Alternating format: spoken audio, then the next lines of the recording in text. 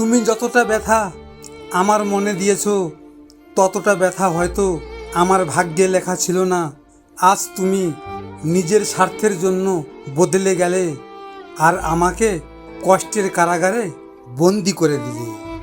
একদিন রাধা কৃষ্ণকে জিজ্ঞাসা করলেন, বন্ধুত্ব আর প্রেমের মধ্যে কি পার্থক্য? শ্রীকৃষ্ণ হেসে বললেন, প্রেম হলো সোনা আর বন্ধুত্ব হলো হিরে। সোনা ভেঙে গেলে তা আবার বানানো যায়, কিন্তু হিরে নয়। অনেকে বলে বিবাহিত মেয়েদেরকে ছেলেরা শুধুই ভালোবাসে দেহের জন্য, কিন্তু না। তাহলে বলবো, সব ছেলেরা দেহের পাগল হয় না।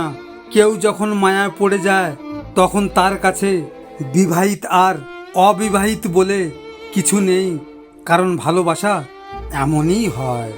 তোমার খুশির জন্য তোমার সাথে কথা বলা বন্ধ করে দিয়েছি। ভেবো না অন্য কাউকে পেয়েছি। মানুষ ভুল একবার করে, বারবার না। আমি কখনো তার থেকে দূরে সরে যাইনি। হঠাৎ করে অনেক মানুষ তার আপন হয়ে উঠেছে, আমি তার ভিড়ে হারিয়ে গেছি। আমি একদিন কষ্টকে জিজ্ঞাসা করেছিলাম, তুমি কেন বারবার আমার জীবনে আসো? তখন কষ্ট কি উত্তর দিলে জানেন? সুখ তোমাকে ঘৃণা করে আর আমি তোমাকে অনেক ভালোবাসি, তাই তো বারবার তোমার জীবনে ফিরে আসি।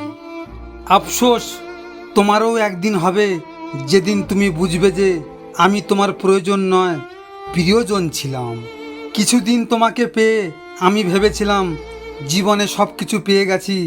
আমি তো ভুলেই গিয়েছিলাম নদীর উপর চাঁদের আলো কিছু সময়ের জন্য আসে।